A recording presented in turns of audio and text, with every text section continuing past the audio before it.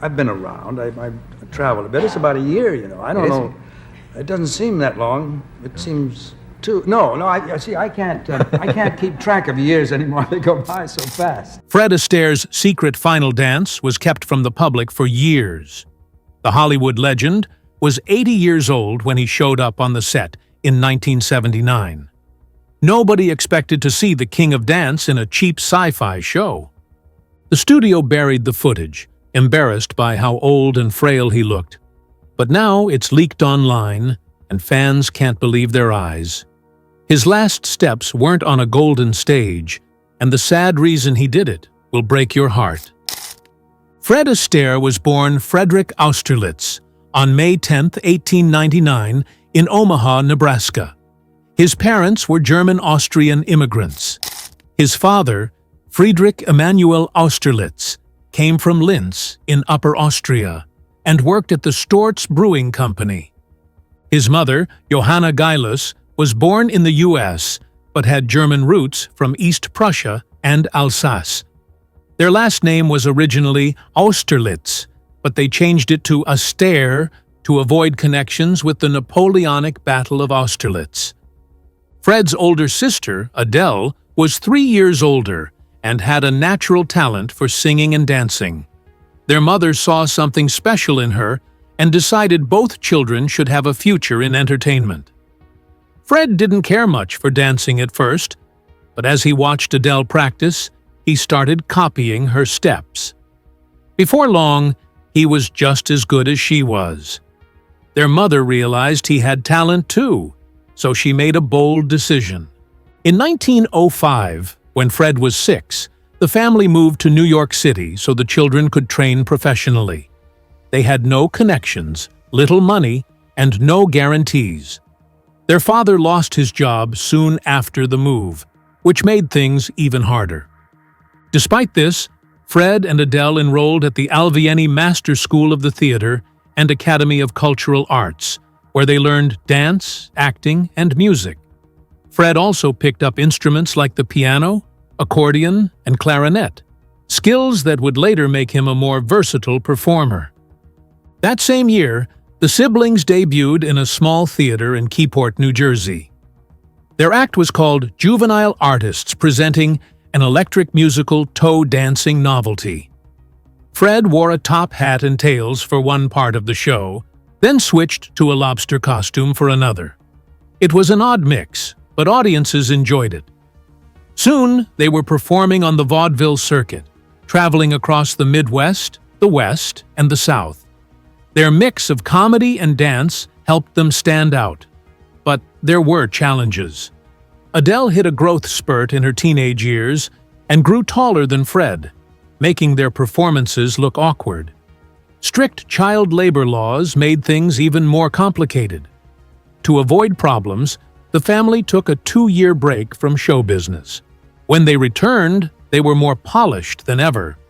They studied new dance styles, including tap and ballroom, under renowned instructor Aurelio Coccia. Adele's natural charm still won audiences over, but Fred's technical skill became more refined. His movements were smooth, sharp, and perfectly timed. Over time, he started standing out in a way that even Adele couldn't match. Even with their growing talent, getting ahead in show business was tough. Agents were hesitant to book them because they were young and unproven. Their father struggled to find work after prohibition laws shut down breweries in Nebraska, which put even more pressure on them to succeed. Despite everything, they didn't give up. They kept improving their routines, making their footwork sharper, and their performances more precise. By 1911, they were performing regularly again, gaining attention and winning over audiences across the country. Fred and Adele Astaire started their Broadway journey in 1917 with Over the Top, a patriotic revue performed during World War I. This was their debut, and it didn't take long for audiences to notice their charm, humor, and flawless dance routines. Fred's choreography worked perfectly with Adele's lively stage presence. Their big breakthrough came in 1924, with Lady, Be Good, a musical featuring songs by George and Ira Gershwin. This show was a turning point in musical theater. It introduced a jazz-influenced style that felt fresh and sophisticated. The Gershwin brothers' music blended seamlessly with Fred's sharp footwork and Adele's infectious energy. Critics praised them for their grace and humor. By this time, they were one of the most exciting sibling acts on Broadway. Their performances had a unique style. They combined elegance with light-hearted humor, something few dancers could pull off. Adele had a natural gift for comedy and often stole the show, but Fred's careful choreography made their routines stand out. He knew exactly how to highlight Adele's strengths while showcasing his own technical brilliance. One of their most popular routines was called the runaround. They would link arms as if riding bicycles and run in circles around the stage before vanishing into the wings. It was playful and effortless, and audiences loved it. Their chemistry was undeniable.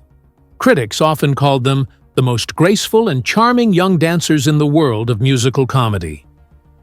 Their success wasn't limited to Broadway. In 1927, they took their talents to London with Funny Face, another collaboration with George and Ira Gershwin. The show was a sensation in the West End, and Fred's tap dancing skills were at their peak. By 1930, writer Robert Benchley called him the greatest tap dancer in the world. In 1931, they starred in The Bandwagon, another hit that proved their appeal stretched beyond the United States. Their performances won over both theatergoers and members of high society. Even British royalty was drawn to their charm. But after 27 years of dancing together, everything changed. In 1932, Adele retired from performing to marry Lord Charles Cavendish, the son of the Duke of Devonshire. It was the end of an era. Fred, who had spent nearly his whole life dancing beside his sister, now had to step into the spotlight alone. At first, the adjustment wasn't easy, but it opened new doors for him. His first major solo success came that same year with Gay Divorce. This show introduced a romantic dance style that would later define his Hollywood career. It was also during this time that he collaborated with Cole Porter on Night and Day, a performance that would become one of his most famous. Fred Astaire arrived in Hollywood in 1933, ready to prove himself. But his first screen test at RKO Pictures didn't go well. The feedback was brutal. Can't sing, can't act, slightly balding, can dance a little. A review like that could have ended his career before it started. But Astaire didn't let it. David O. Selznick, the producer who signed him, wasn't completely convinced either. He wrote in a memo that Astaire had enormous ears and a bad chin line, but admitted there was something about him. His charm is so tremendous that it comes through even on this wretched test. That charm would soon make him one of Hollywood's most beloved stars. His first film appearance came that same year. RKO loaned him to MGM for Dancing Lady, where he danced alongside Joan Crawford. It wasn't a big role, but it got him noticed. When he returned to RKO, he was cast in Flying Down to Rio. He wasn't the lead, he had fifth billing, but when he stepped onto the screen, everything changed. Critics called him distinctly likable and said that, as a dancer, he remains in a class by himself. Audiences loved him. Hollywood had just found its new star. That film also introduced something else, his partnership with Ginger Rogers. They weren't the main attraction in Flying Down to Rio, but their dance together stole the show. Their performance of Karaoke, where they danced with their foreheads touching, became an instant hit. At first, Astaire wasn't interested in teaming up again. He had spent years dancing with his sister Adele on stage and wanted to work solo. He even wrote to his agent, saying, "I will not have it. I did not go into pictures to be teamed with her or anyone else." But audiences wanted more, and the studio pushed for it. Between 1933 and 1939, Astaire and Rogers starred in 9 films together, including The Gay Divorcee, 1934, Top Hat, 1935, and Swing Time, 1936. Their chemistry was effortless. Their routines felt like magic. Katharine Hepburn once described their appeal perfectly. He gives her class, and she gives him sex appeal. Their films weren't just popular, they were massive box office hits. 6 of their 9 RKO musicals were among the studio's highest-grossing films at the time. But their influence went beyond ticket sales. Astaire, along with choreographer Hermes Pan, changed the way dance was used in film. It wasn't just about impressive footwork, it was storytelling. Every step, every movement, every routine had meaning. 2 of their most iconic films, Top Hat, 1935, and Swing Time, 1936, showcased everything that made them great. In Top Hat, Astaire played Jerry Travers, an American dancer who falls for Dale Tremont, played by Rogers. The film featured Irving Berlin's classic songs, including Cheek to Cheek and Top Hat, White Tie, and Tails. One of the most famous scenes showed Astaire using his cane like a gun, miming the act of shooting down a chorus line. Even for him, it was a challenge.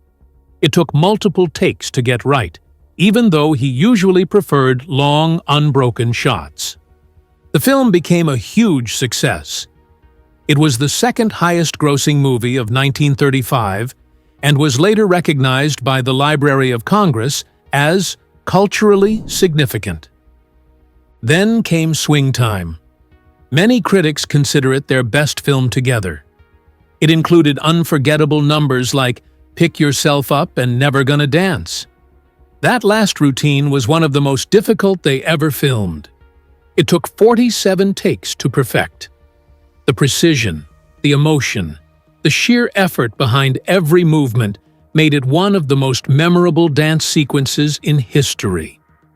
Astaire was a perfectionist. He didn't just perform, he controlled everything. He worked on choreography, influenced music composition, and made sure the camera angles captured every step the right way.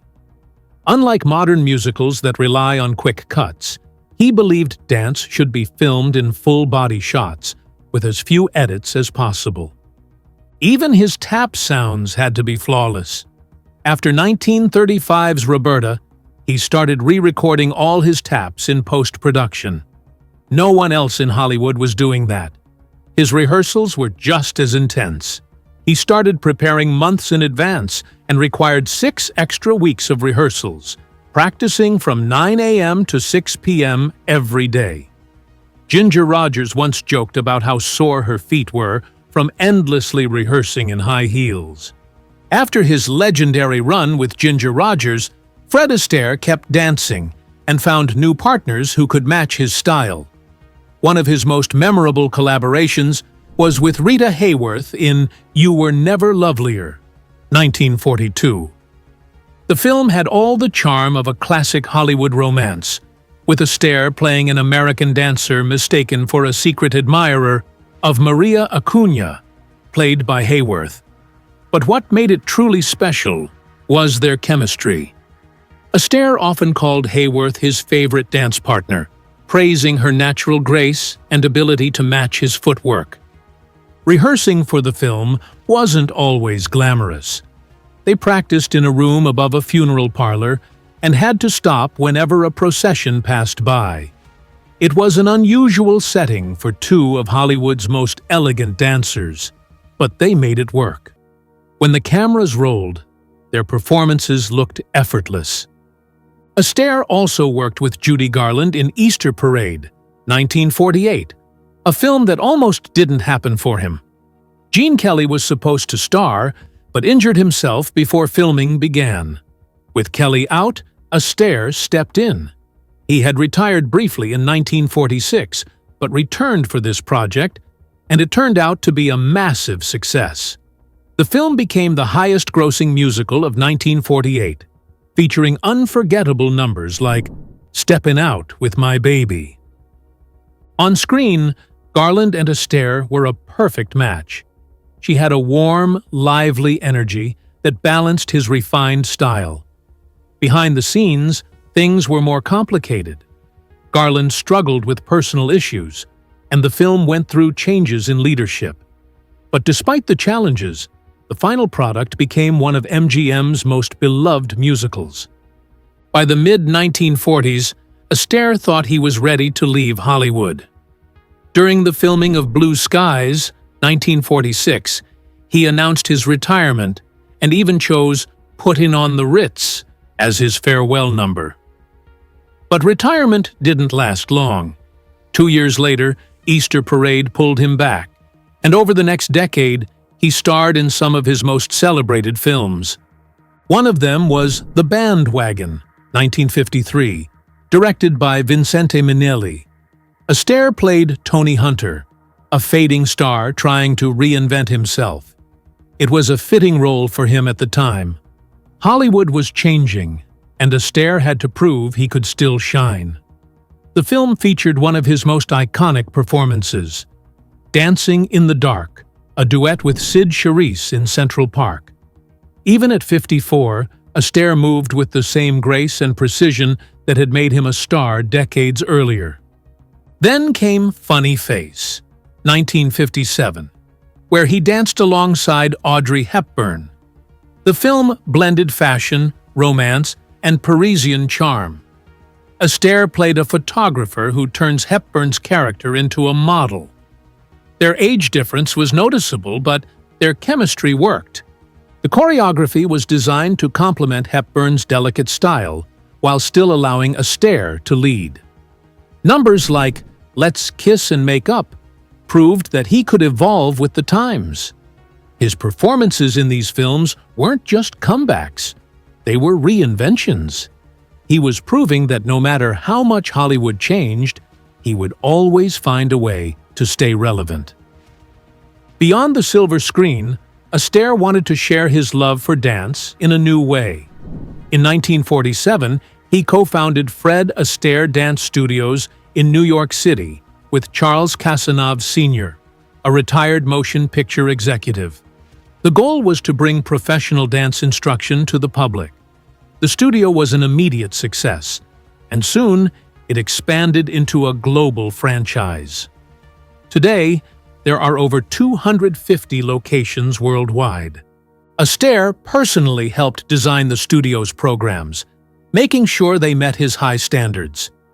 He believed great dancers weren't born, but trained, and he wanted to make sure anyone could learn. His curriculum covered everything from ballroom classics like waltz and tango to Latin dances such as salsa and cha-cha. Unlike traditional dance schools, his studios combined private lessons with group practice, creating a friendly environment for students. Fred Astaire spent most of his career dazzling audiences with his dance moves, but in the 1960s, he took on a new challenge. He stepped away from musicals and into dramatic roles, something few expected from a man so deeply tied to Hollywood's golden age of dance. His biggest breakthrough in this shift came in The Towering Inferno in 1974. This disaster film, directed by John Guillermin, featured an all-star cast, including Steve McQueen, Paul Newman, and Faye Dunaway. Astaire played Harley Claiborne, a charming con man with a heart. Unlike the slick, confident characters he often played, Claiborne was vulnerable, showing a depth that caught audiences by surprise. His performance was so powerful that he earned his first and only Academy Award nomination for Best Supporting Actor. He didn't win, but the recognition was long overdue. He did, however, win the BAFTA Award for Best Actor in a Supporting Role and the Golden Globe for Best Supporting Actor. The Towering Inferno was the highest-grossing film of 1974, making over $203 million worldwide. It was packed with action, fire, and suspense, but Astaire's role added something different. In a movie built on spectacle, his character brought real emotion. Critics praised the way he portrayed grief, especially in the scenes where his character mourns the loss of his love interest, played by Jennifer Jones. Some felt his nomination wasn't just about this role, it was a way for the industry to finally acknowledge his impact on cinema. Even in a genre that wasn't his specialty, he proved he could hold his own, alongside some of the biggest names in Hollywood. Astaire had already been reinventing himself long before this. In 1958, he made history with An Evening with Fred Astaire, a one-hour television special that aired live on NBC on October 17th. It wasn't just another variety show. It was the first major television special recorded on videotape in color. This was groundbreaking at the time. Astaire, always a perfectionist, made sure it was a production to remember. He performed with Barry Chase, whom he later called one of his favorite dance partners, and the show featured music from the Jonah Jones Quartet and David Rose's orchestra. The special was a massive success, winning 9 Emmy Awards, including Best Single Performance by an Actor. The response was so strong that it led to 3 more specials in the years that followed. Directed by Bud Yorkin and co-produced by Astaire himself, the show blended dance and music in a way that felt fresh and exciting. It also reflected the changing landscape of entertainment. Chrysler, recognizing the power of television, became a major sponsor, featuring their cars in the broadcast. At 59, Astaire proved he was still a force in the industry, adapting to new formats and continuing to amaze audiences. But if there was one moment that truly defined his ability to push the limits of performance, it was his famous dance sequence in Royal Wedding in 1951. In this MGM musical directed by Stanley Donen, Astaire performed "You're All the World to Me," a routine where he appeared to dance on the walls and ceiling of a room. Audiences had never seen anything like it. The effect was created using a rotating barrel set, a massive steel structure that turned while the camera and cameraman were strapped into rigs that moved with it. The furniture and props were bolted down or magnetized to keep them in place. This complex setup created the illusion that Astaire was floating effortlessly from the floor to the walls and then onto the ceiling. The number was so ahead of its time that decades later, Lionel Richie recreated it for his 1986 music video, Dancing on the Ceiling. Even today, the sequence is considered one of the most innovative dance moments in film history. 15 years earlier, in Swing Time, 1936, Astaire and Hermes Pan created another groundbreaking moment with the shadow dance. This time, the innovation came from special effects. During rehearsals, Pan noticed how the stage lights cast multiple shadows of Astaire. That sparked an idea. What if Astaire didn't just dance with his own reflection, but with multiple versions of himself? To make it work, filmmakers used optical effects. First, Astaire danced in front of a blank screen while strong lights cast shadows. These shadows were then filmed separately and optically tripled. Finally, the pre-recorded shadows were combined with footage of Astaire dancing live. The shoot lasted 3 days, but the final product was worth it. The shadow dance became one of the most memorable moments in Astaire's career. It also earned Hermes Pan an Academy Award nomination for Best Dance Direction. Fred Astaire was more than just a dancer. His life off-screen had love, heartbreak, passion, and even battles over his legacy. In 1933, Astaire married Phyllis Livingston Potter, a New York socialite with a young son from a previous marriage. They met at a golf luncheon. a casual meeting that led to a lifelong partnership. They had 2 children together, Fred Jr. in 1936 and Ava in 1942. During these years, Astaire's career was at its peak. He starred in Top Hat in 1935 and Swing Time in 1936, films that defined Hollywood's golden era. His dancing looked effortless, but his personal happiness played a role in that ease. His family life gave him stability. Then, in 1954, everything changed. Phyllis was diagnosed with lung cancer. She passed away at just 46 years old. Astaire was shattered. He was in the middle of filming Daddy Longlegs in 1955 and nearly walked away from the role. He couldn't imagine performing without her support. For decades after her passing, he stayed single, focusing on his children and career. But life had another surprise waiting. In 1980, at 81 years old, Astaire remarried. His new wife was Robin Smith, a professional jockey 45 years younger than him. Their shared love for horse racing brought them together. Smith had made history in 1972 as the first female jockey to ride for Alfred Gwynne Vanderbilt Jr., and even appeared on the cover of Sports Illustrated. Despite their age gap, their connection was real.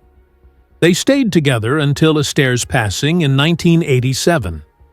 He died in her arms at the age of 88. Outside of Hollywood, Astaire had passions that few people knew about. He was obsessed with horse racing and golf. He owned stables, attended races, and stayed deeply involved in the sport. His love for horses wasn't just a pastime, it shaped his life, even leading him to Robin. Golf was just as important. He played whenever he could, whether on set breaks or social outings. His love for the game was so strong that it was at a golf event where he first met Phyllis. Fred Astaire spent his life dancing across movie screens. His steps were light, his movements effortless.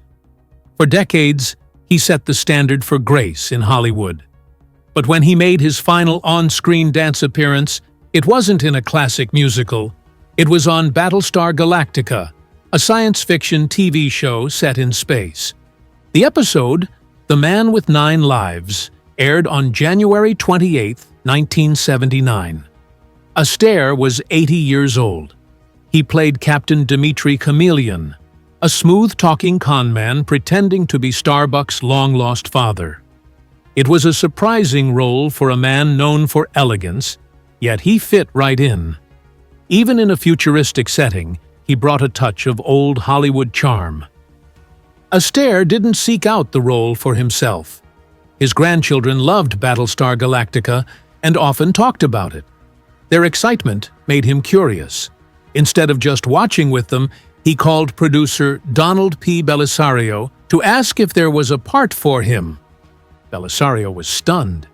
He reportedly said, "Mr. Astaire, I will write a 2-hour episode around you." The episode ended up being 1 hour, but it gave Astaire a chance to do what he did best: dance. At first, he wasn't sure about it. He hadn't danced on screen in years. Age had slowed him down, and he didn't want to disappoint anyone. But when the cameras rolled, he stepped onto the set with actress Anne Jeffries, who played Ceres Blassie, and performed one last dance. The routine was short and simple, nothing like the dazzling numbers he was known for. Still, it was filled with grace. Every movement carried the elegance that made him a legend. Jeffries became the last woman to dance with him on screen, securing her own place in Hollywood history. For the scene, Astaire wore a space-themed costume with an ascot, an accessory he likely chose himself. It was a small detail, but it mattered. Even in a world of spaceships and futuristic settings, he remained himself. His appearance on Battlestar Galactica wasn't about reviving his career. It was for his grandchildren. It was his way of stepping into their world and making them smile. That made it more than just a television moment. It was a farewell to his audience, a quiet goodbye to the art he had mastered. 8 years later, on June 22, 1987, Fred Astaire passed away at the age of 88. The cause was pneumonia. The world lost not just a dancer, but a man who had changed entertainment forever. The tributes came immediately. President Ronald Reagan called him a legend. Mikhail Baryshnikov said he was perfection. Gene Kelly, his longtime friend and rival, honored a man who set the highest standard. Irving Berlin, who had written songs for Astaire, described him as irreplaceable. But the most touching tribute came from Astaire himself. In his final moments, he turned to his wife, Robin Smith Astaire, and made a simple request. He asked her to tell his fans how much they had always meant to him. Even at the end, he was thinking about the people who had supported him, the ones who had watched him dance and believed, if only for a moment, that magic was real. Even after he passed, Astaire's name became the center of controversy. In 1997, 10 years after his death, a vacuum cleaner commercial used a digitally altered version of him dancing. Fans were furious. Astaire had been clear about his wishes. He had included specific clauses in his will to prevent anyone from using his image for advertisements or unauthorized biographical portrayals. He once said, "I have no particular desire to have my life misinterpreted." His widow, Robin, fought hard to protect his legacy. She filed lawsuits to stop companies from using his likeness without permission. But the issue wasn't just about him. It sparked a larger debate about digital recreations of deceased artists. Some argued that it was a way to introduce legends to new audiences. Others believed it was a violation of their memory.